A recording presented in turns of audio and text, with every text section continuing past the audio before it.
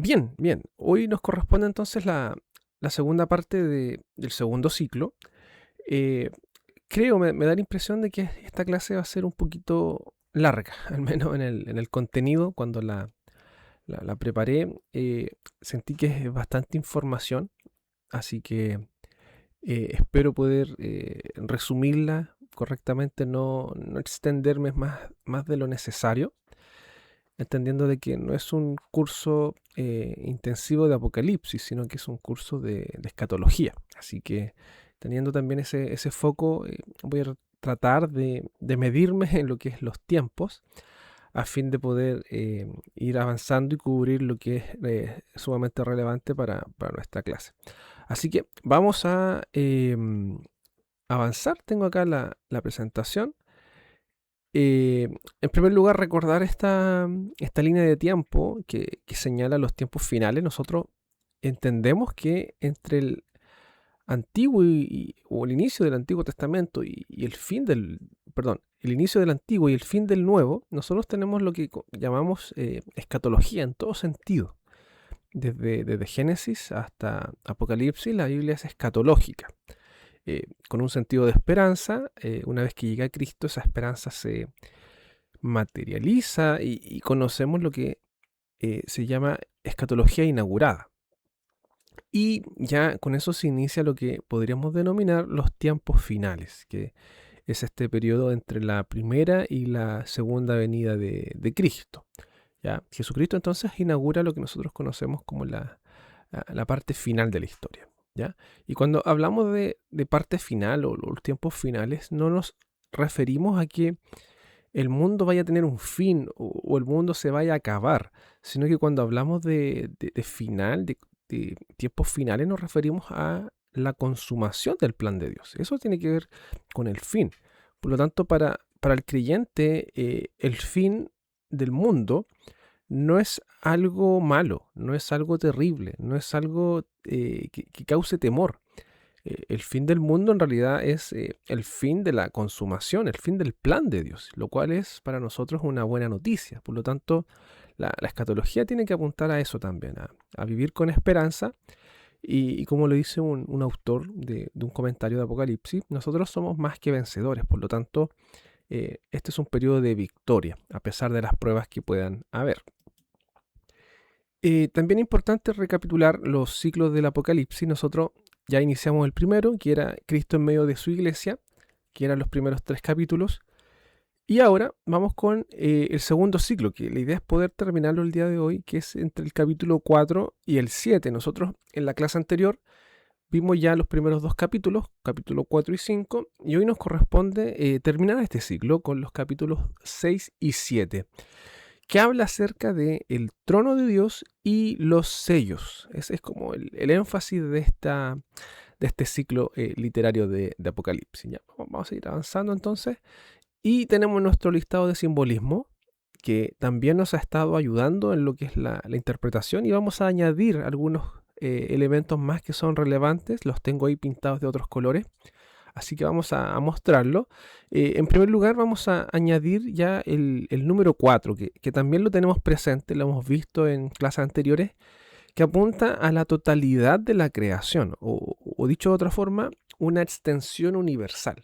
No sé si usted recuerda que en ciertos pasajes de Apocalipsis vemos esta idea de todos los rincones, de norte, sur, este, oeste, o las 4 direcciones del mundo. Eso significa el número 4 en este caso, que apunta a una totalidad en todo sentido, en todo lugar geográfico.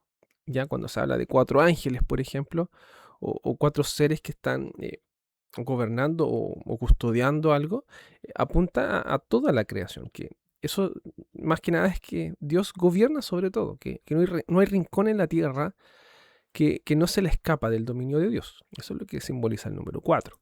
El número 7 ya lo habíamos visto en la perfección, asociado a Dios. El número 6, la imperfección, asociado al hombre caído. ¿Ya? Esto lo vamos a ver hoy día, está bien interesante. El número 10 también apunta a la plenitud, algo completo, algo que está en su totalidad. El número 12 apunta al pueblo de Dios. Es un número que representa eso, tanto en el Antiguo como en el Nuevo Testamento. El fuego como una señal de juicio divino ante la santidad de Dios. El blanco representa la pureza, victoria, justicia, santidad. La corona es un símbolo de autoridad, de victoria, de honor, de reconocimiento. Y por otro lado, el cuerno, que también lo vimos y lo vamos a seguir viendo más adelante, representa el poder, el gobierno, ¿ya? Así que tengamos también presente ese simbolismo.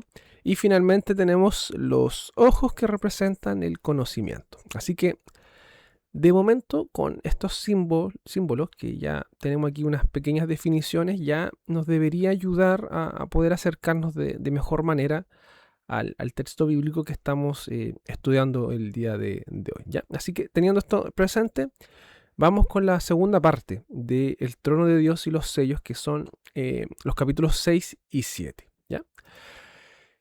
¿Cuáles son los antecedentes que tenemos? Esto está en el capítulo 4 y 5, que es la clase anterior. Si usted no vio la clase anterior, no participó, tiene que verla para poder entender lo que estamos hablando el día de hoy, ¿ya? Así que les voy a hacer una breve síntesis para que podamos contextualizar lo que ya vimos en la clase anterior.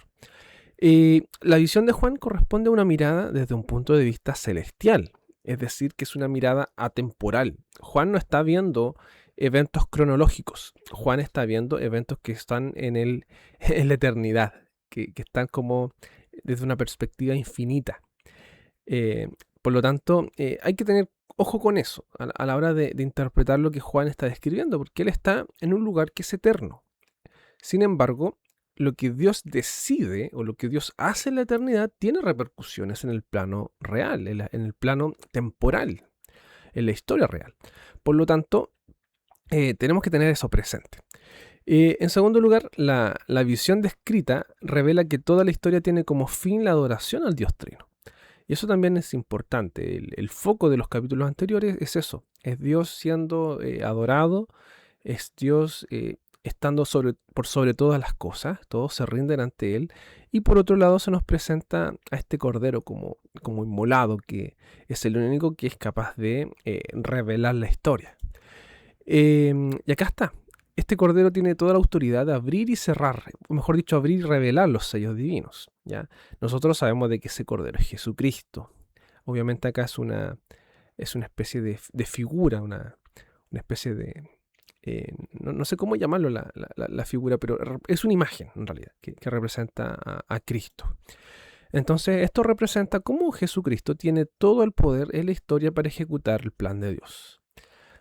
Por tanto, dicho de otra forma, lo que nos está diciendo estos dos capítulos es que Cristo es el Señor de la historia, que no hay evento, que no hay poder, que no hay nada en el mundo, en la historia, que se le escape de su plan. Todo está bajo su control, todo es parte del plan divino de Dios. Por lo tanto, esto nos presenta estos dos primeros capítulos, el 4 y 5, de que Dios es el Dios de la historia y que nada se escapa de su voluntad. Vamos a avanzar entonces y quiero mostrar esto en relación a los sellos que vamos a hablar el día de hoy. Los 4 primeros sellos, ¿se acuerdan del número 4?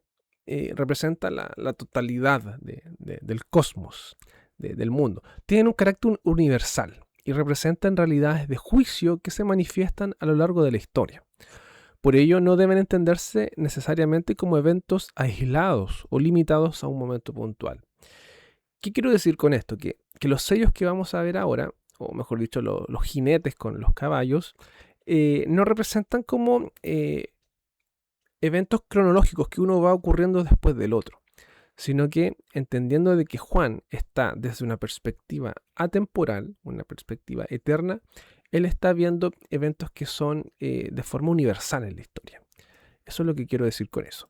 Estas realidades manifiestan el juicio de Dios sobre un mundo rebelde y al mismo tiempo constituyen pruebas que los creyentes son llamados a soportar.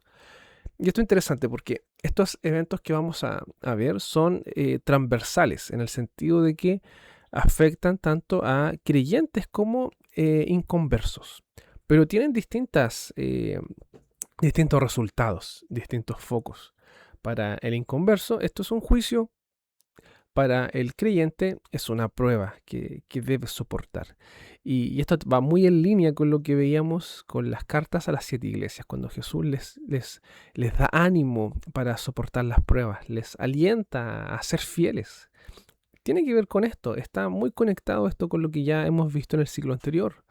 Por tanto, estos sellos que vamos a ver, estos juicios, son transversales, pero sin embargo tienen distinto foco en quien los recibe.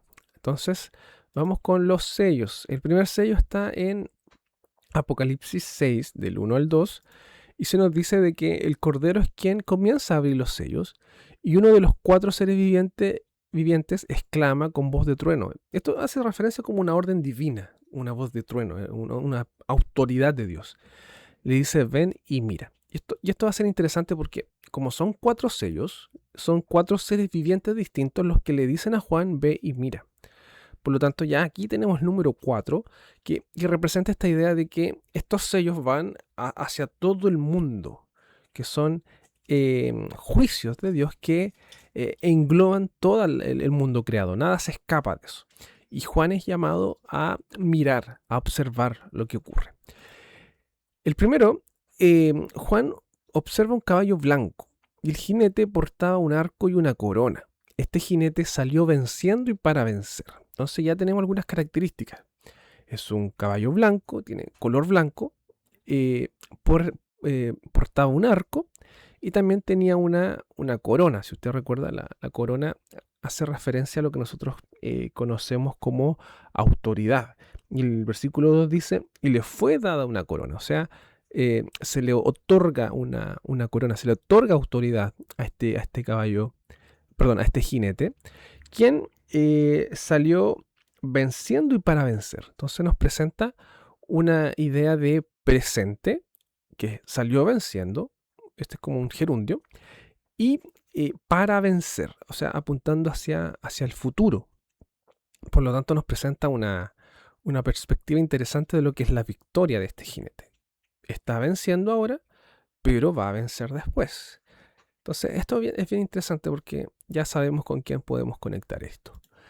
La interpretación mayoritaria, y aquí quiero ser bien honesto porque esta interpretación o este jinete, hay distintos tipos de interpretación. Yo me quiero quedar con el que me hace más sentido de acuerdo a lo que ya hemos visto y creo que hay ciertos autores también que respaldan esto. Sugiere que este primer sello apunta a Cristo como el vencedor, alguien que representa en este caso la justicia, la pureza, y por eso es el color blanco, alguien que ha sido coronado, se le ha dado una corona, y alguien que ha vencido. Por lo tanto, tiene mucho sentido darle esa connotación de que está apuntando a Cristo. Y aquí quiero hacer simplemente un paréntesis y mencionar de que hay otras versiones que apuntan de que este caballo o este jinete blanco estaría haciendo referencia a una especie de anticristo o una especie de falso mesías, y que se le da también poder y que vence. Sin embargo, creo yo que la lógica con la cual hemos ido en Apocalipsis apunta a que realmente esto es Cristo y este juicio que nosotros vemos, porque estos 4 jinetes, estos 4 caballos también representan juicio. El primer juicio de la historia en realidad es Cristo. Aquellos que rechazan a Cristo ya están condenados. Por tanto, creo yo que también tiene este sentido, de que la primera manifestación de justicia en la tierra nosotros la vemos en la cruz. Y todos aquellos que rechazan la cruz ya tienen condenación, están juzgados. Por tanto, yo asocio más este sello a Cristo, al poder del Evangelio, y todo aquel que rechaza, todo aquel que está enemistado con Cristo, que rechaza la obra de Cristo, que rechaza el Evangelio, es víctima de juicio, es merecedor de condenación. Por tanto, yo creo que es Cristo. Y me hace sentido también lo que sugieren algunos autores con respecto a esto. Zacarías 9:14 dice lo siguiente. Ya aquí tengo la versión NBI. El Señor se aparecerá sobre ellos y como un relámpago saldrá su flecha. Fíjense cómo el Antiguo Testamento nos daba también esta figura del Señor apareciendo con poder, esta idea del relámpago de autoridad, y saldrá su flecha. Y como un relámpago saldrá su flecha. Ahí tenemos una figura también que apunta a eso. Y hay otros textos más en el Antiguo Testamento que hablan de flecha, de arco. El Señor y Dios tocará la trompeta y marchará sobre las tempestades del sur. Por lo tanto, podríamos también asociar esta profecía de Zacarías a este mismo evento del Señor apareciendo con esta flecha para vencer, esta flecha de juicio. Hebreos 10, del 12 al 13 dice lo siguiente: pero Cristo, habiendo ofrecido una vez para siempre un solo sacrificio por los pecados, se ha sentado a la diestra de Dios, y de ahí en adelante esperando hasta que sus enemigos sean puestos por estrado a sus pies. Y esto es interesante porque la Biblia cita esta frase muchas veces, que es parte de un salmo mesiánico, que simboliza de que Cristo, una vez que ha vencido, que ha realizado su obra, Él se ha sentado a la diestra de Dios y está reinando. Sin embargo, falta que sus enemigos sean puestos por estrado de sus pies. Y ahí está esta idea de que salió venciendo y para vencer. O sea, Él venció en la cruz, sin embargo, faltan que ciertos poderes sean puestos por estrado a sus pies. Y eso lo vamos a ver en la consumación final. Por lo tanto, tiene sentido también entender de que este primer jinete es Cristo, el primer juicio hacia el mundo, aquel que está gobernando y que está poniendo a sus enemigos por estrado de sus pies. Juan 16:33 dice lo siguiente: estas cosas os he hablado para que en mí tengáis paz. En el mundo tendréis aflicción, pero confiad, yo he vencido el mundo. Ahí está esta idea de que Cristo ha vencido. La Biblia menciona eso y Juan menciona eso. El mismo autor de Apocalipsis, ya en su evangelio, también nos dice eso, que Cristo es quien ha vencido el mundo. Apocalipsis 3:21, antes de lo que ya hemos leído, dice lo siguiente: al que venciere le daré que se siente conmigo en mi trono, así como yo he vencido, y me he sentado con mi Padre en su trono. Fíjense cómo este texto conecta las dos verdades que vimos delante. Cristo sentado, gobernando a la diestra del Padre, mientras sus enemigos son puestos por estrado a sus pies. Y Él también dice que Él ha vencido, y todo aquel que está en Él es un vencedor y se va a sentar junto con Él a gobernar.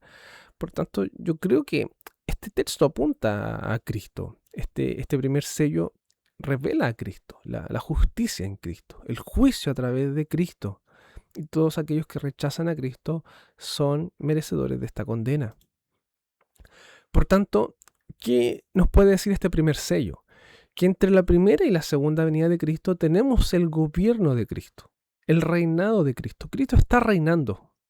Cristo es dueño de la historia en los tiempos finales. Sin embargo, nos hace sentido esta frase que ya hemos usado antes: el ya, pero todavía no. Cristo salió venciendo, pero va a vencer. O sea, falta todavía que Cristo manifieste de forma plena su reinado. Sin embargo, Él ya está reinando. Y eso es algo que nosotros tenemos que tener presente a la hora de estudiar los tiempos finales en el Apocalipsis. Cristo ya está reinando. ¿Y por qué tenemos esa certeza? Porque este primer sello se evidencia al ser abierto por el Cordero. El Cordero que es como inmolado, ¿se acuerdan? Y esto está apuntando claramente a la obra de Jesucristo en la cruz, a su primera venida. Por lo tanto, claramente aquí vemos que Cristo ya conquistó, que Cristo ya está reinando y que tiene todo poder.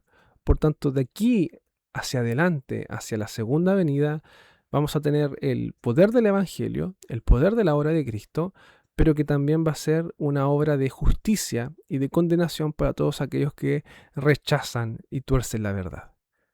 Y esto es lo que nos presenta el primer sello. ¿Ya? Vamos a avanzar porque ya necesitamos ir al segundo.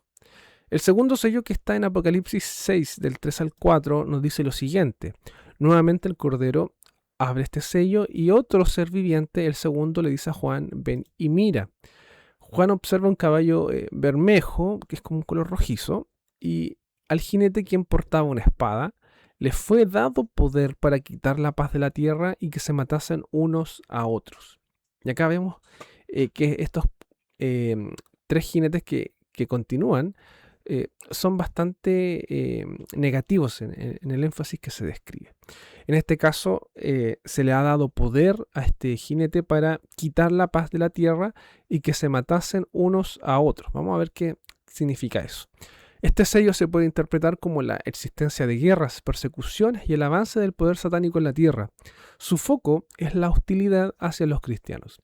Entonces, la mayoría de los autores que interpretan esto le dan un énfasis de que este segundo sello apunta, eh, por decirlo de alguna forma, a todos estos poderes malignos que tratan de hacerles frente al pueblo de Dios, a través de persecuciones, a través de guerras, a través de masacres, de muerte, que buscan eliminar al pueblo de Dios.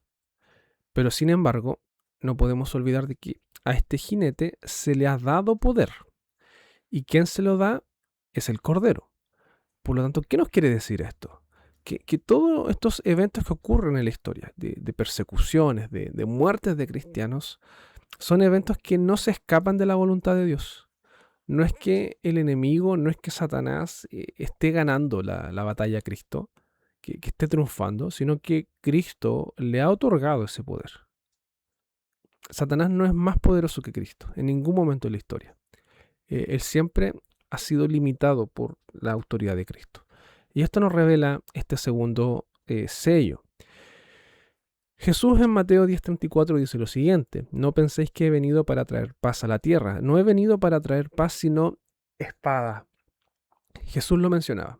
Ser un discípulo de Él, ser creyente, es sinónimo también de sufrimiento. Es sinónimo de persecución, es sinónimo de amargura, es sinónimo de sufrir las consecuencias de esta fe.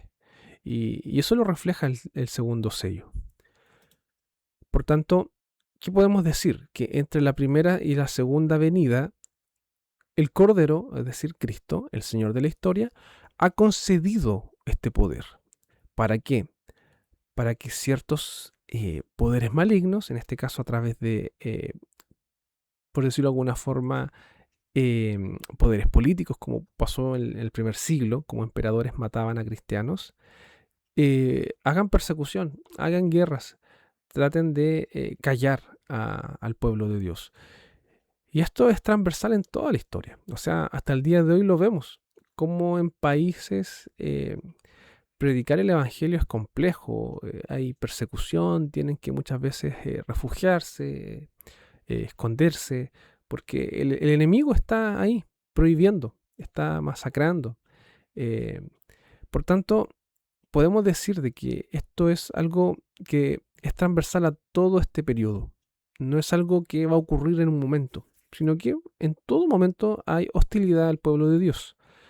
Y eso se refleja a través de muerte, masacre, cárcel, persecución. Pero ha sido un poder que es concedido, es una espada que el Cordero le ha concedido a este jinete. Por lo tanto, no se escapa de la voluntad de Dios. Y eso es lo que nos está enseñando Juan a través de este segundo sello. Vamos con el tercer sello. Apocalipsis 6, del 5 al 6. El Cordero abre el tercer sello y otro ser viviente exclama: ven y mira. Este es el tercero. Juan observa un caballo negro y el jinete, quien portaba una balanza, recibe una orden de Dios: 2 libras de trigo por 1 denario y 6 libras de cebada por 1 denario, pero no dañes el aceite ni el vino. Vamos a interpretar esta frase, que es bien decidora de lo que quiere señalar. Este sello se puede interpretar como la existencia de pobreza, hambruna, injusticia, crisis económica, escasez de alimentos. ¿Por qué? Porque en el mundo antiguo, en la época en la cual se escribe, cuando se usaban estas balanzas, era sinónimo de que era un periodo de, ¿cómo se puede decir?, de cuidar, de medir bien los alimentos, porque hay una escasez. Por lo tanto, eso es lo que refleja este jinete. Y quiero mostrarlo acá con esta tabla, porque lo que está diciendo, estas 2 libras de trigo, que es como 1 litro en realidad, por 1 denario, lo que está diciendo es que por el trabajo de un día de una persona, tú estás solamente obteniendo 1 litro de trigo. Y por otro lado, 6 libras de cebada, que equivale a 3 litros, también es equivalente a un denario, que también es equivalente al trabajo de un día. O sea, lo que está mostrando acá es una especie de escasez, de hambruna, de que muchas veces los alimentos van a faltar, muchas veces van a haber injusticias, muchas veces va a costar alimentarse, va a costar aprovisionarse de alimentos. Todo el trabajo de un día no equivale a nada, eso es lo que está diciendo. Todo el trabajo de un día se va en un abrir y cerrar de ojos. Eso es lo que pasa. No sé si esto usted lo asocia a algo, pero existen en el mundo también momentos así, en donde ha habido escasez, en donde el dinero no se hace nada. Actualmente también hay países en donde, no sé, el sueldo mínimo o las condiciones salariales son muy bajas y todo el trabajo de un día o de un mes no alcanza para nada. Esto también es una manifestación de este sello. Pero hay una frase que tiene que ver con el aceite y el vino, que quiero leerlo acá, que dice, pero no dañes el aceite ni el vino. El aceite y el vino eran, por decirlo de alguna forma, productos de lujo, que no todos tenían acceso a eso. Y lo que está diciendo acá es que el aceite y el vino no son dañados, no se ven afectados por este tema.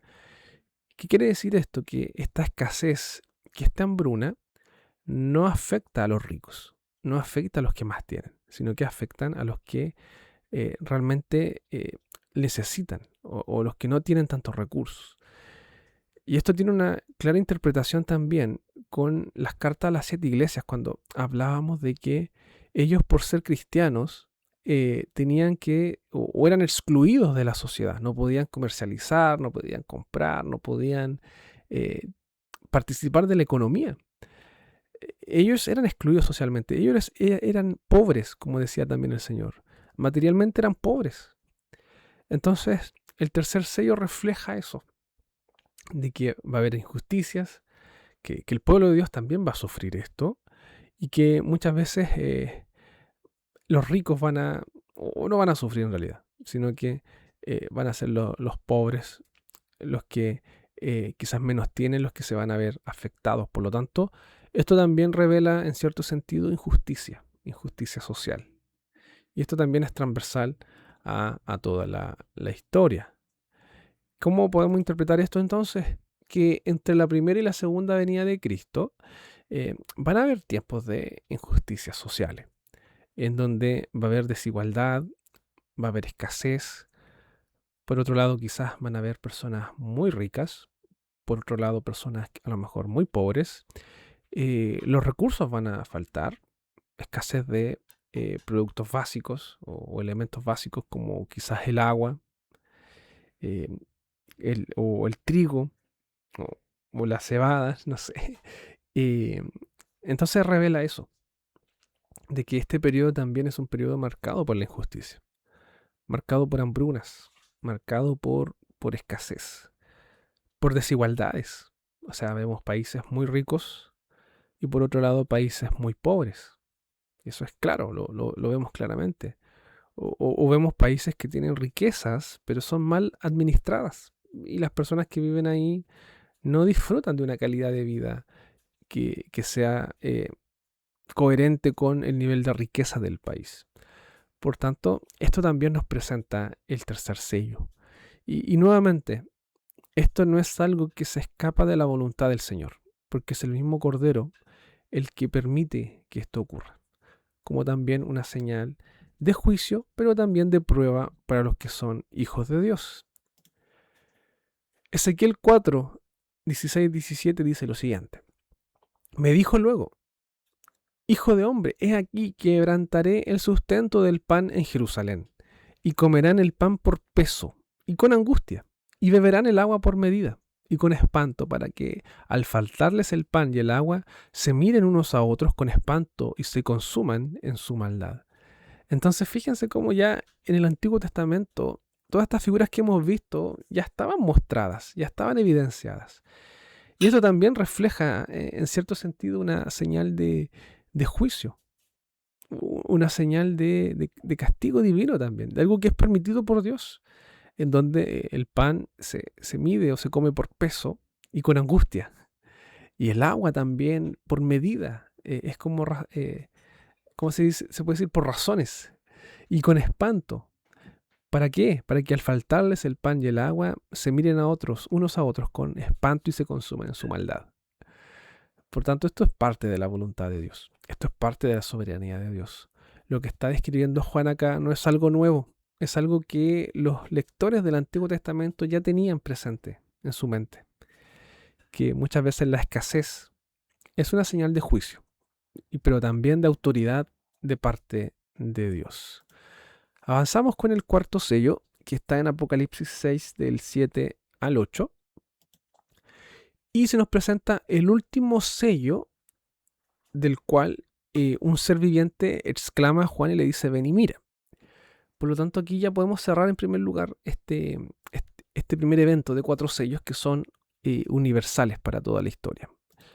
Juan observa un caballo amarillo, es como un amarillo medio verdoso, un amarillo pálido en el texto original.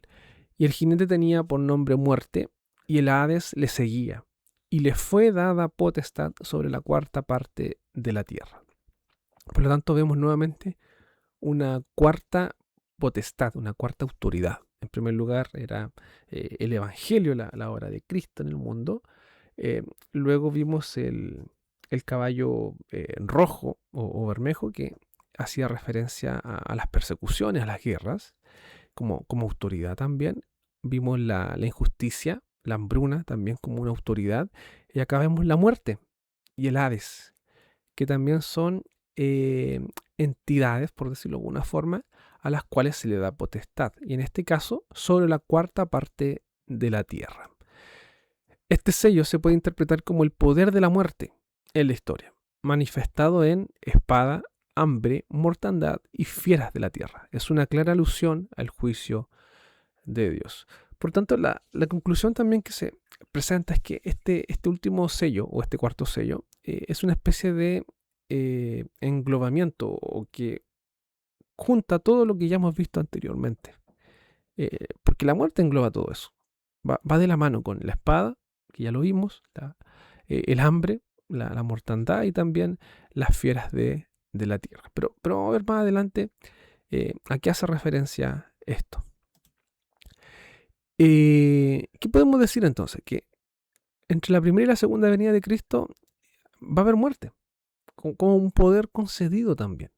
Y esa muerte se va a reflejar a través de guerras, a través de muerte natural, a través de juicios, a través de, no sé, guerras biológicas, a través de un montón de cosas. Entonces, podríamos también aquí incluso encasillar lo que conocemos nosotros como la pandemia o el coronavirus, que es un evento que trajo muerte al mundo. Y está dentro de este periodo, entre la primera y la segunda venida de Cristo. Entonces, a veces la gente dice, bueno, la pandemia fue algo planeado, fue algo que los poderes del mundo, cierto grupo, quiso exterminar a cierta cantidad de personas en el mundo. Podría ser así, pero a la luz de Apocalipsis, nosotros vemos que este poder es concedido por el Cordero. O sea, Dios también permite esto. Esto no se escapa de la voluntad de Dios y también es una señal de juicio. Por tanto, la muerte está presente. Dios hace juicio a través de la muerte. Ezequiel 14:21, por lo cual así ha dicho Jehová el Señor, cuánto más cuando yo enviare contra Jerusalén mis 4 juicios terribles, fíjense, espada, hambre, fieras y pestilencia. Esta idea de los jinetes de Apocalipsis no es algo nuevo, eso es lo que también quiero decirles. Es algo que ya estaba presente en el Antiguo Testamento. Esta misma idea de jinetes, esta misma idea de juicios. Y acá en Ezequiel lo vemos, espada, hambre, fieras y pestilencias. Por lo tanto, lo que está citando Juan acá, lo que está él describiendo no es algo nuevo, es algo que ya estaba en la Escritura. Levítico 26, 21-26 dice lo siguiente: si anduvierais conmigo en oposición y no me quisierais oír, yo añadiré sobre vosotros 7 veces más plagas según vuestros pecados. Enviaré también contra vosotros bestias fieras que os arrebaten vuestros hijos y destruyan vuestro ganado, y os reduzcan en número y vuestros caminos sean desiertos. Versículo 25. Traeré sobre vosotros espada vengadora en vindicación de pacto, y si buscaréis refugio en vuestras ciudades, yo enviaré pestilencia entre vosotros, y seréis entregados en mano del enemigo. Cuando yo os quebrante el sustento del pan, ahí está la hambruna, cocerán 10 mujeres vuestro pan en un horno, y os devolverán vuestro pan por peso. Esta idea de medir. Y comeréis y no saciaréis. ¿Qué quiero decir con esto? Nuevamente, que esta idea de pestilencia, de espada, de hambruna, de bestias, no es algo nuevo dentro de la literatura bíblica. Lo que Juan está haciendo es citar el Antiguo Testamento. Está ocupando las mismas figuras del Antiguo Testamento para describir el juicio de Dios. Un juicio que es transversal, que ocurre en todo momento. Dios ocupa siempre estos elementos para hacer su juicio. A través de bestias, pestilencias, espada, guerras, hambrunas. Son señales del juicio de Dios. No es algo nuevo, no es algo que es por venir en el futuro. Es algo que ocurre siempre, en todo momento de la historia. Porque Dios es soberano en la historia. Apocalipsis 1, 17 y 18 dice lo siguiente: cuando le vi, caí como muerto a sus pies, y él puso su diestra sobre mí, diciéndome: no temas, yo soy el primero y el último, y el que vivo y estuve muerto, mas he aquí que vivo por los siglos de los siglos. Amén. Y tengo las llaves de la muerte y del Hades. ¿Se acuerdan de la muerte y el Hades? Son poderes que solamente el Cordero les da autoridad. La muerte y el Hades no tienen más poder que Cristo. No tienen más poder que el Evangelio. No tienen más poder que Dios. Ellos están limitados por la soberanía de Dios. Por tanto, el poder del enemigo no es un poder que le está haciendo batalla a Dios. ¿Ya? Yo quiero que tengamos presente esto cuando interpretemos Apocalipsis, que esta idea de los últimos tiempos no significa que Satanás está en guerra con Dios para ver quién gana, si triunfa uno o el otro, sino que en realidad Apocalipsis nos dice que Cristo ya ganó, Cristo ya triunfó. Por lo tanto, Satanás ya sabe que perdió. Satanás ya sabe que la batalla está perdida. La muerte, el Hades, el infierno y todos los conceptos que quieran ocupar son poderes, son entidades que están sujetas a la soberanía de Cristo y no tienen más poder que Él en ningún momento de la historia. Y eso es lo que nos revela Apocalipsis. Y eso es lo que Cristo lo dice en el primer capítulo. Vamos con el quinto sello, Apocalipsis 6 del 9 al 11. Ya salimos de estos juicios que son universales o globales. Ya están los 4 primeros juicios, o mejor dicho, los 4 juicios que son representados también por estos 4 seres vivientes de la totalidad de la tierra. Y nos saltamos a el quinto sello. El quinto sello es distinto. Si ustedes lo ven, ya no tiene una estructura de caballo ni jinete, sino que nos presenta algo interesante. Y quiero aquí sintetizarlo rápidamente, porque se nos habla acerca de un clamor. Versículo 9. Cuando abrió el quinto sello, vi bajo el altar las almas de los que habían sido muertos por causa de la palabra de Dios y por el testimonio que tenían. Posiblemente acá está haciendo referencia a los mártires, a todos aquellos que a causa de el evangelio, a causa de su fe, tuvieron que sufrir la muerte. Y se nos presenta acá que están junto con el Señor, están ahí al lado. Y versículo 10, y clamaban a gran voz diciendo: ¿hasta cuándo, Señor santo y verdadero, no juzgas y vengas nuestra sangre en los que moran en la tierra? Es como que ellos están diciendo: Señor, ¿cuándo vas a hacer justicia? ¿Cuándo tu verdad? ¿Cuándo tu poder va a ser manifestado de forma completa. Algunos señalan que es como que están pidiendo venganza. ¿Ya? No sé si están así, pero es como que uno dijera, Señor, ¿hasta cuándo tú vas a permitir esto?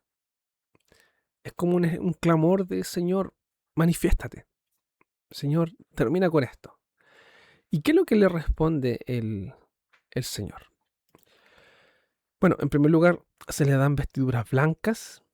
Eso es lo que dice el versículo 11. Y se les dice que descansen, porque aún no es tiempo, porque falta también que se completara el número de sus consiervos y hermanos que han de ser muertos como ellos. Entonces, ¿qué es lo que nos presenta el versículo 11? Es que, en primer lugar, ellos son vestidos de blanco, que hace referencia a la justicia. O sea, ellos ya están con el Señor. Ellos no están esperando en un lugar neutro. Están ahí con el Señor. Y em, Dios dice todavía falta tiempo.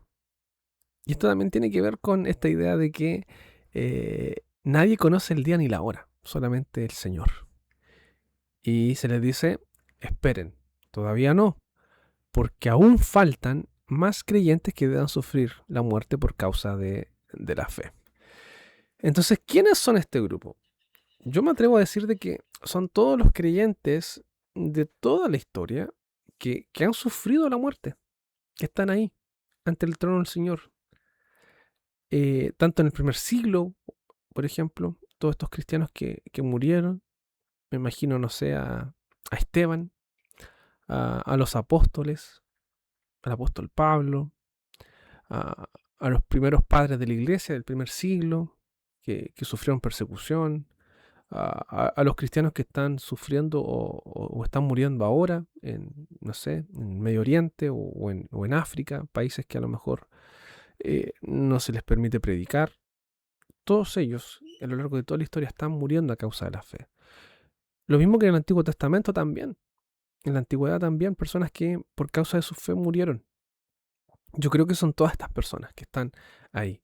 Y por eso es importante también entender esto de que Juan está viendo desde una perspectiva atemporal, una perspectiva eterna. Él no está viendo momentos puntuales de la historia, él está viendo un todo, porque él está en la eternidad.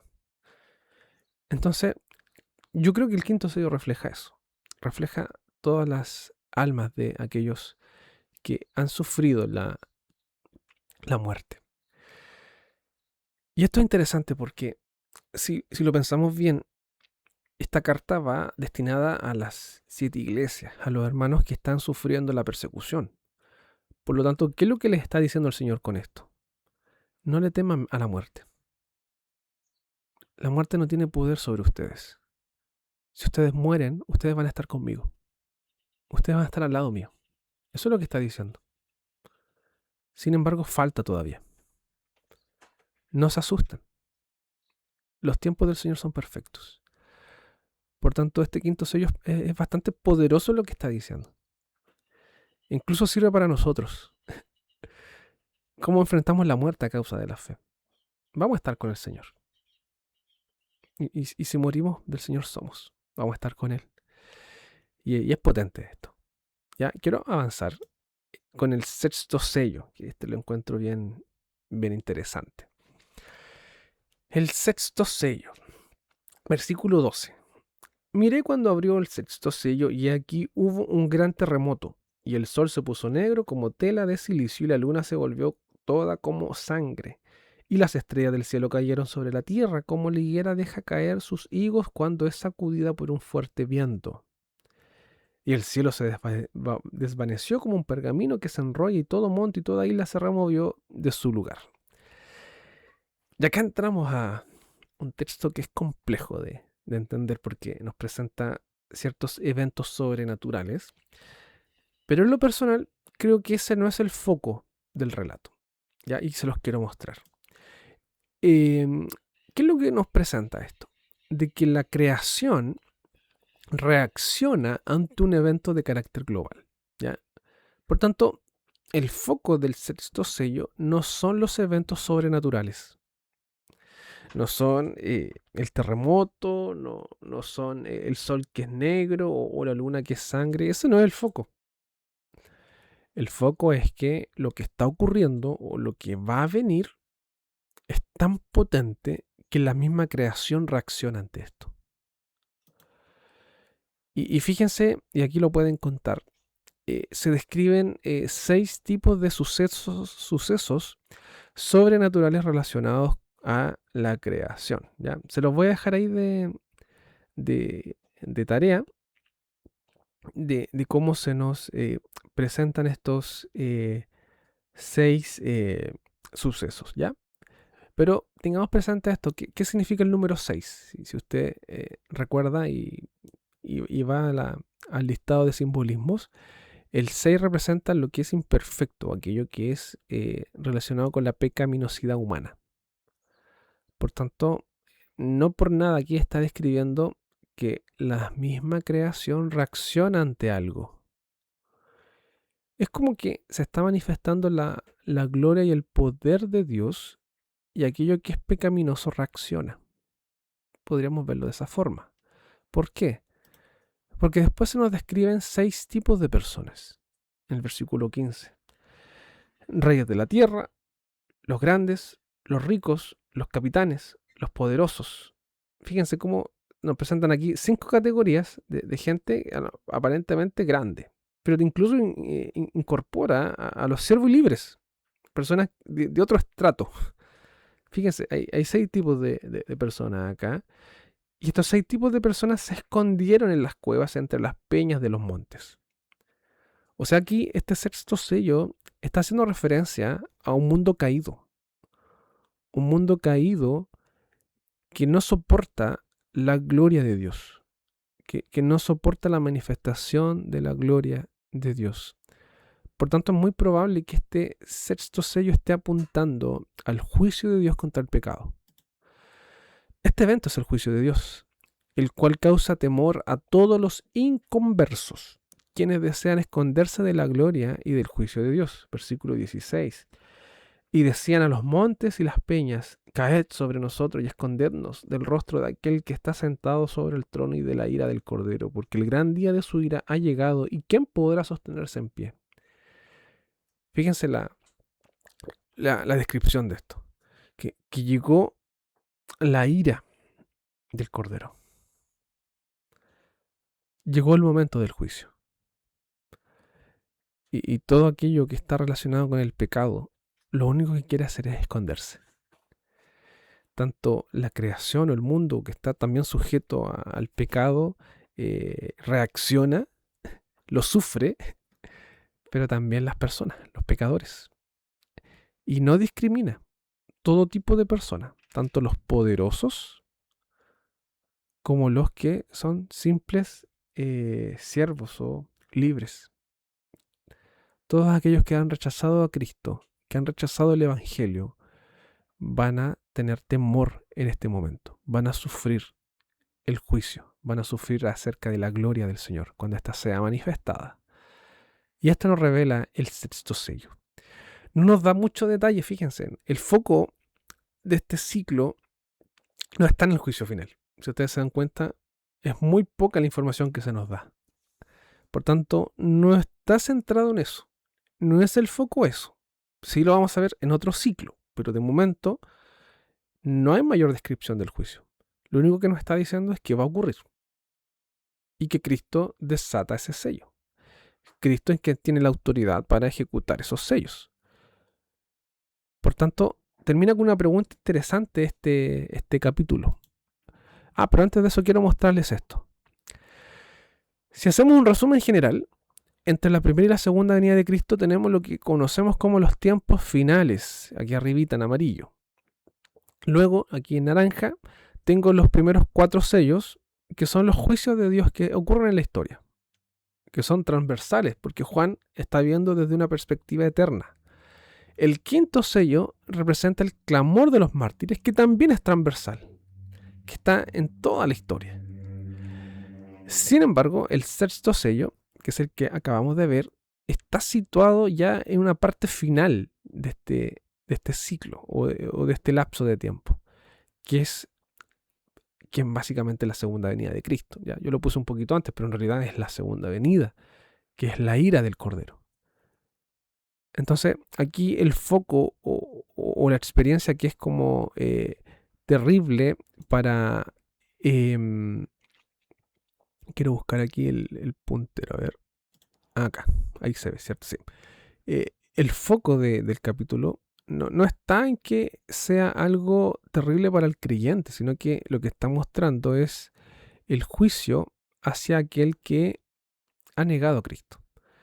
Y por tanto, si usted lo piensa bien, podemos ver claramente que eh, el foco quizás de este capítulo no está tanto en los creyentes, sino que está en los que rechazan a Dios. Porque vemos que los primeros 4 sellos son juicios para el mundo, para aquellos que rechazan, son pruebas para los creyentes, pero sin embargo son juicios para aquellos que rechazan a Cristo. El 5.º sello es el clamor de los mártires, aquellos que han sido, que han muerto a causa del enemigo, aquellos que rechazan al Señor. Y por otro lado, el 6.º sello nos presenta el juicio o la justa retribución. Por lo tanto, si tuviésemos que quizás resumir en cierta medida este ciclo, o esta parte del capítulo 6, yo creo que el foco está quizás más en la justicia de Dios hacia los enemigos de Él, más que en mostrarnos algo relacionado a su pueblo, ¿ya? Pero podemos ir viéndolo más adelante. El capítulo 6 termina con la siguiente frase. Ha llegado el gran día de su ira, ¿y quién podrá sostenerse en pie? Y esta frase es potente porque lo que está haciendo es anticiparnos al próximo capítulo. Ha llegado el gran día, el día final, el día de la ira. ¿Quién es digno de estar de pie ante el Señor? ¿Hay alguien en el mundo? ¿Hay alguien en la historia que pueda compadecer y no ser consumido por la ira de Dios?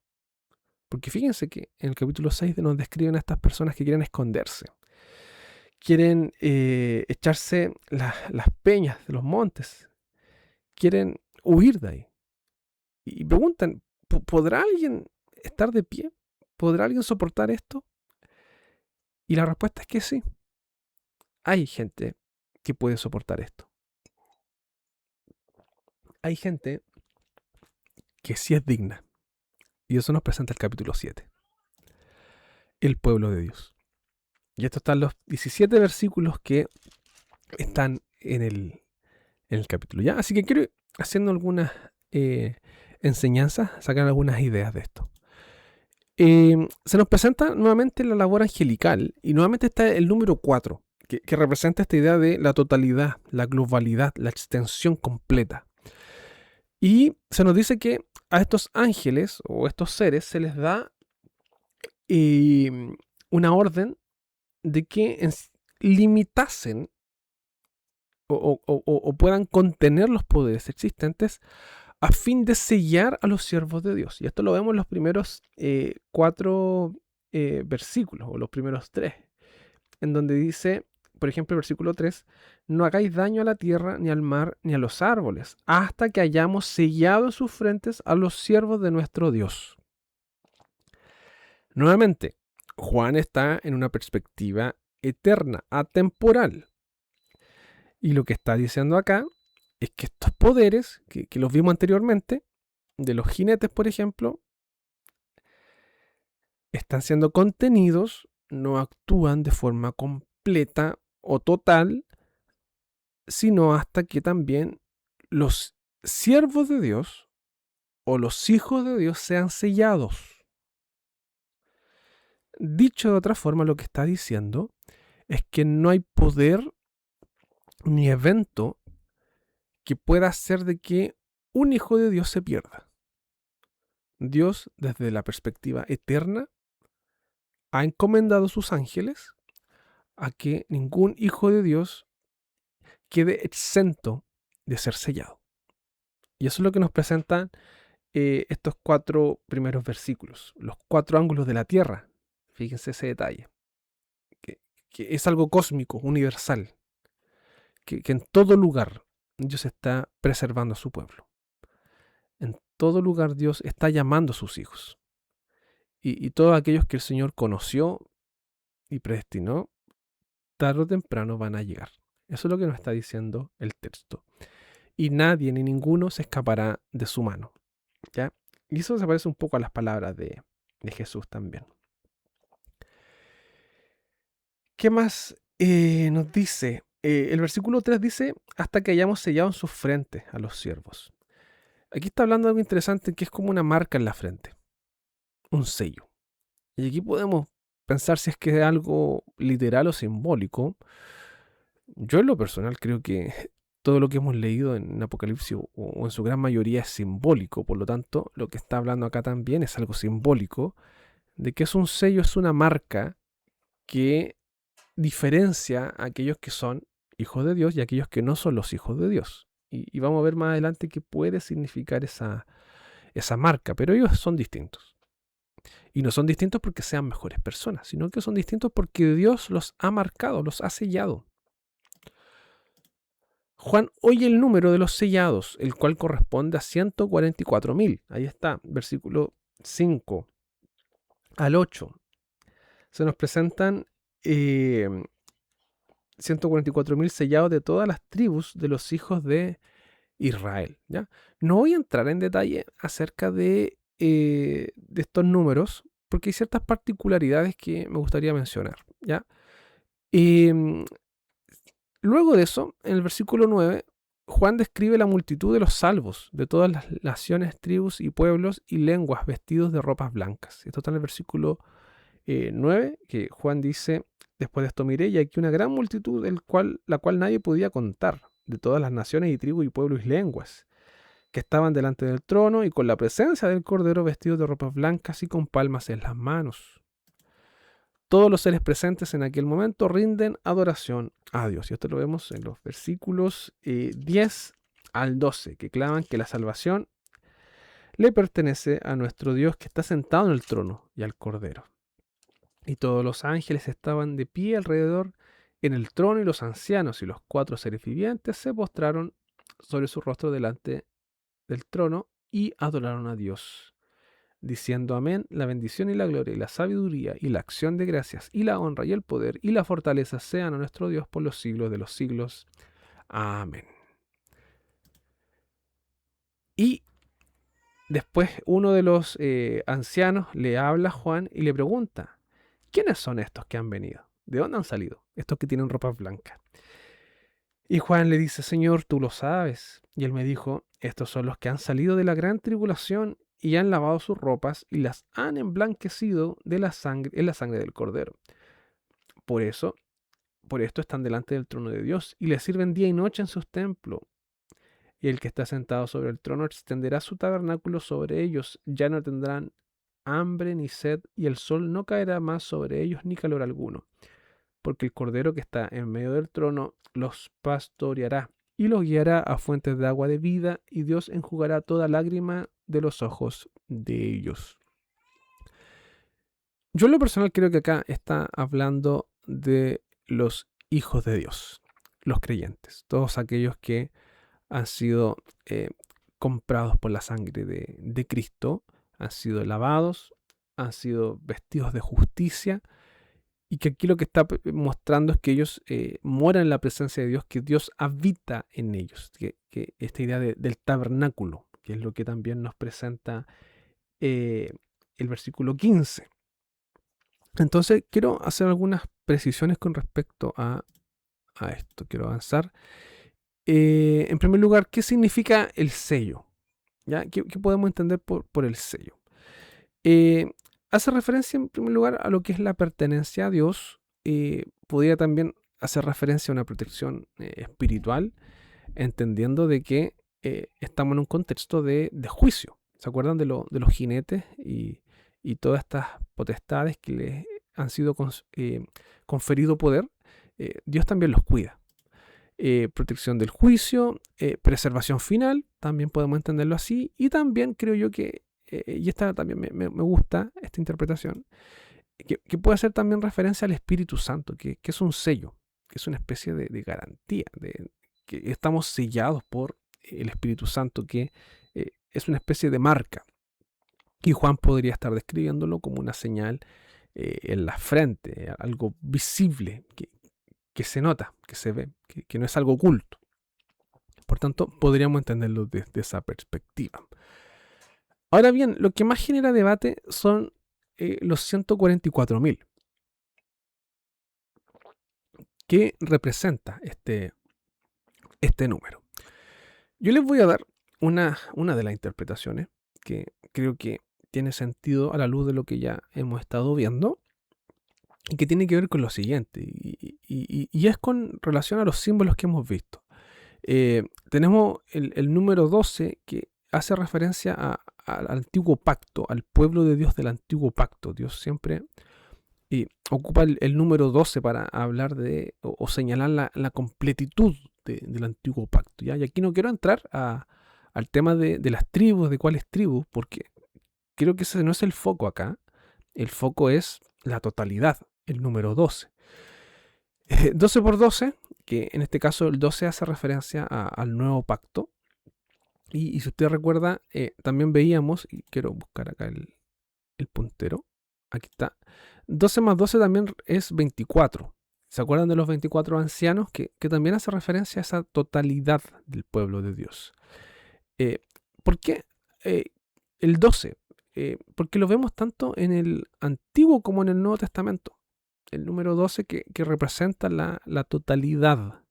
El número 12 también. Jesús escoge 12 apóstoles. Cuando Judas se descarta, se escoge uno para nuevamente completar este número 12. Entonces, más allá de las personas o los nombres, que no es el foco, lo que representa el 12 es una totalidad del pueblo de Dios, tanto en la antigua dispensación como en la nueva dispensación. Vamos a sacar el puntero. Ahí sí. Y esto está multiplicado por 1000. Y eso nos da 144.000. ¿Qué puede representar el 1000? ¿Se acuerdan que cuando la Biblia habla de millares, de miles, de cientos, está haciendo referencia a un número incontable, incalculable? Miles. Y también el 1000 tiene esta idea de plenitud, que también lo vimos con el 10. ¿Se acuerdan? En el listado de simbolismos, el 10 representa eso. Pero el 1000, si lo calculamos de forma en potencia, o en multiplicación, mejor dicho, es equivalente a un 10 por 10 por 10. Y uno podría decir, ya, pero esto es muy rebuscado, que el 1000 sea 10 por 10 por 10 y el 10 representa plenitud.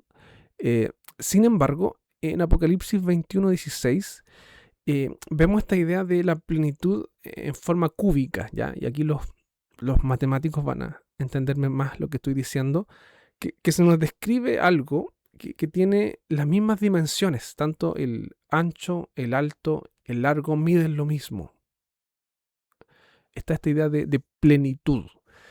Entonces, podríamos también asociarlo a eso, ¿ya? 12 del antiguo pacto, 12 del nuevo pacto y miles, una plenitud, un número completo, perfecto. 10 por 10 por 10, ¿ya? Es una forma de interpretarlo.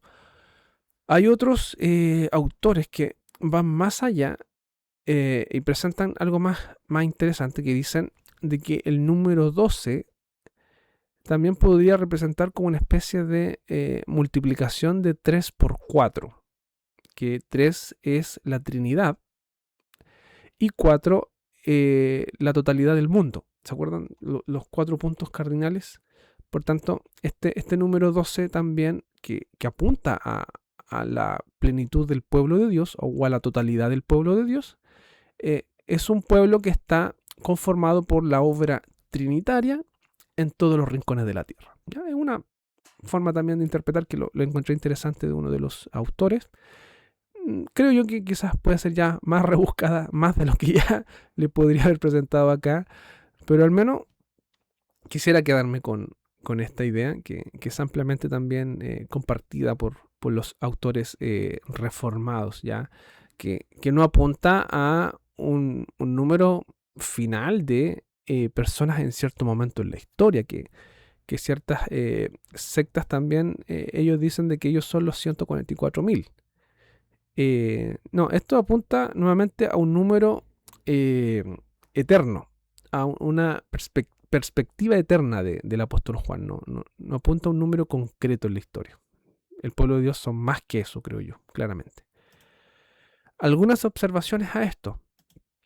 El foco de Juan no parece estar en una enumeración étnica, literal, de las 12 tribus de Israel. Porque de hecho no son las 12 tribus de Israel. El foco está en el número 2 en realidad, no en el Israel étnico. ¿Y por qué? Porque en la lista, por ejemplo, hay ciertos cambios inusuales. Judá aparece primero, eso es raro. Dan está ausente. Leví es incluido, siendo que Leví no se consideraba como una tribu contable dentro de las 12. Y José aparece, entre comillas, 2 veces, porque está José solito y también aparece Manasés. Si usted recuerda, José o la tribu de José después se divide en 2, en Efraín y Manasés. Y acá lo vemos como en las 2 ocasiones, tanto como José, como el patriarca, si lo queremos llamar así, y después los 2 hijos, Manasés, en este caso Manasés. Por tanto, claramente Juan acá no está hablando de las 12 tribus. Juan solamente está tomando el número 12, con algunas observaciones. Por ejemplo, Dan está excluido. ¿Por qué? Porque al parecer Dan está asociado a la idolatría. Si usted recuerda el relato bíblico, Dan tiene esa característica, o la tribu de Dan. Por lo tanto, lo que podríamos entender también aquí es que este pueblo está lejos de la idolatría, porque la idolatría ha sido excluida. Por otro lado, se nos presenta a Leví, que Leví estaba asociado a lo que es el sacerdocio o lo que tiene que ver con la adoración. Entonces, nuevamente, podríamos decir de que este pueblo de Dios es un pueblo que adora, un pueblo que sirve, es un pueblo que está conformado por sacerdotes que están constantemente ofreciendo un sacrificio al Señor. Aparece Judá de los primeros. ¿Y por qué? Porque este pueblo está basado en el león de la tribu de Judá, que es aquel que gobierna, que es Cristo. Y eso lo quiero ver más adelante. Por tanto, la lista parece tener una función principalmente teológica y simbólica, más que genealógica. Por tanto, aquí vemos que Juan no está describiendo un Israel étnico, está describiendo simplemente un pueblo con características teológicas.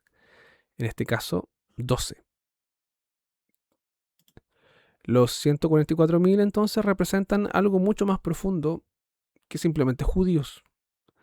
Porque de hecho hay muchas tribus que ya no existen o que fueron dispersadas con el exilio. Por lo tanto, sería como en cierto sentido refutar un poco la historia bíblica, siendo que esas tribus ya no están. Pero acá hay algo interesante que es un paralelismo que vemos entre los capítulos 5 y 7. Porque esto también nos ayuda a entender lo que Juan está describiendo. En el capítulo 5 Juan oye y luego ve. Si usted va al capítulo 5, versículos 5 y 6 dice lo siguiente. Y uno de los ancianos me dijo, no llores, he aquí que el león de la tribu de Judá, la raíz de David, ha vencido para abrir el libro y desatar sus sellos. O sea, Juan escucha eso. Versículo 6. Y miré y vi que en medio del trono de los 4 seres vivientes y en medio de los ancianos estaba en pie un cordero.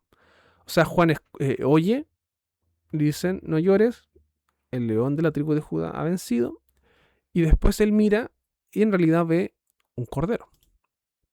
Y en Apocalipsis 7 es lo mismo. Versículo 4.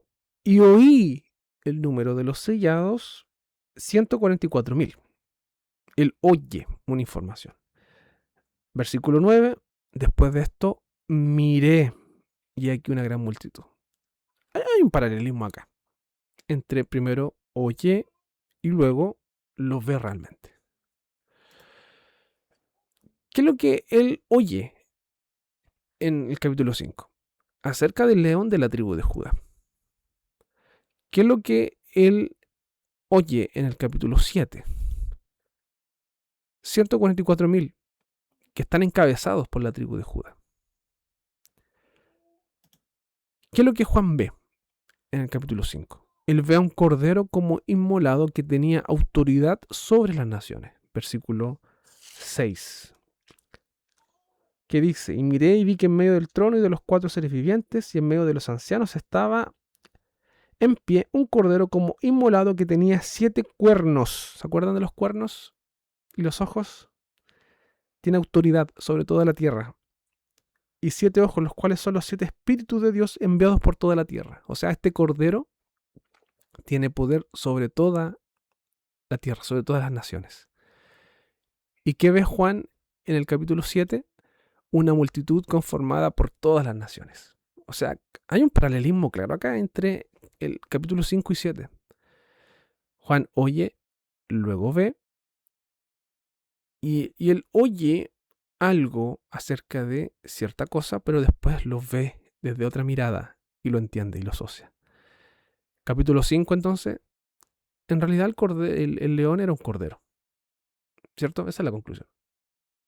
Ese león del cual escuchó, en realidad era un cordero. Algo totalmente contradictorio. Él esperaba un poder, algo que incluso infundiera miedo. Sin embargo, él ve un cordero manso, inmolado. Capítulo 7, Juan oye un número, 144.000. Él podría decir: ya tengo la cantidad exacta. Sin embargo, más adelante, él ve realmente esa multitud, la cual está conformada por personas que nadie puede contar. Nuevamente contradictorio. Pero ahí está, la revelación de Dios. Por tanto, ¿qué quiero decir con esto? Que los 144.000 son los salvos, son el pueblo de Dios. La multitud de todas las naciones, pueblos y lenguas que están delante del trono, vestidos de ropas blancas y con palmas en las manos. Son los hijos de Dios. Son los 144.000 de toda la historia. Así como Apocalipsis 5 interpreta al león mediante la visión del cordero, Apocalipsis 7 interpreta a los 144.000 mediante la visión de una multitud innumerable de todas las naciones. Y acá hay un paralelismo entre ambos conceptos. El león es el cordero y los 144.000 es la multitud innumerable. Por tanto, teníamos esta imagen, que era el resumen general de los tiempos finales, en donde están los sellos en toda la historia, y se nos presenta también el juicio como el sexto sello, y en el juicio o en la antesala del juicio se nos presenta esta idea de quién podrá estar de pie. El capítulo 7 nos da esa respuesta. Los creyentes, que son sellados. Y eso está también en toda la historia. Por tanto, Apocalipsis no es una recopilación de eventos futuristas, sino que lo que nos está narrando Juan es toda la historia entre la primera y la segunda venida. Aquellos que realmente han lavado sus ropas, aquellos que tienen vestiduras blancas, aquellos que han sido limpiados del pecado, son aquellos creyentes sellados. Y ellos son los que pueden estar de pie en el juicio final.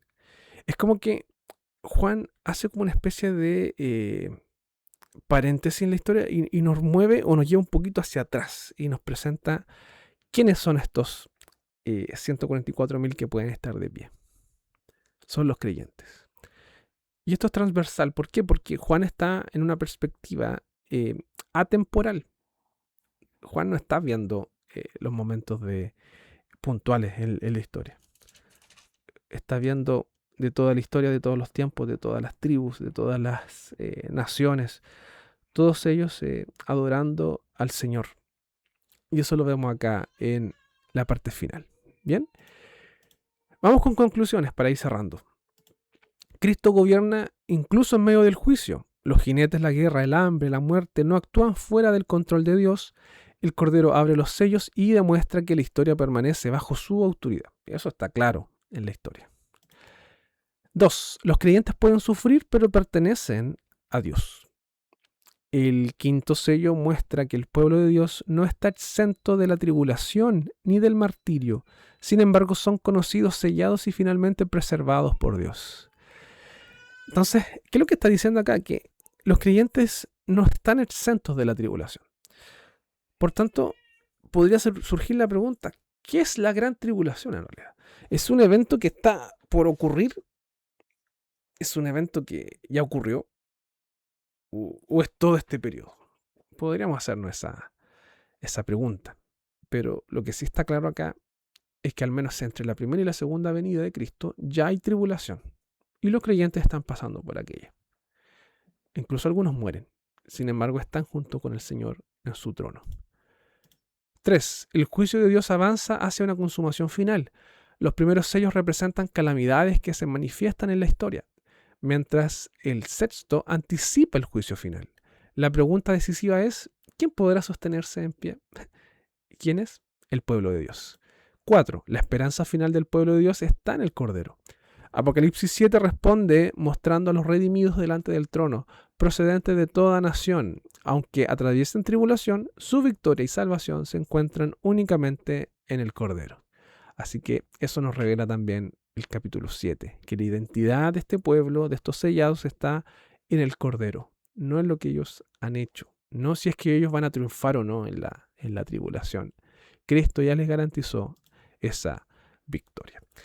Así que hermanos, esa es la clase de hoy. Espero no haya sido tan larga, ya casi llevamos una hora y media, así que vamos a cerrar. Si hay alguna duda, consulta, la dejan ahí en el chat y la podemos responder quizás en la próxima clase, en honor al tiempo también. Y vamos a orar para agradecer al Señor y luego de eso nos vamos con la parte final de la transmisión y cerramos, ¿ya? Que el Señor les bendiga. Oremos. Te damos gracias, Señor, por este día, por esta clase, por este momento que tú nos das para poder aprender más de tu palabra. Te pedimos, Señor, tu dirección. Que podamos, Señor, conocerte más, poder adorarte, poder servirte y que nuestra vida pueda reflejar también esto que estamos aprendiendo. Que podamos confiar en ti, saber de que tú, Señor, nos has sellado, nos has guardado y que estamos ahí adorándote, Señor. Desde tu perspectiva celestial, estamos junto a ti. Tú habitas con nosotros, Señor, y te damos gracias por eso. Te pedimos tu bendición para cada uno de los presentes. Oramos en los méritos de Cristo. Amén.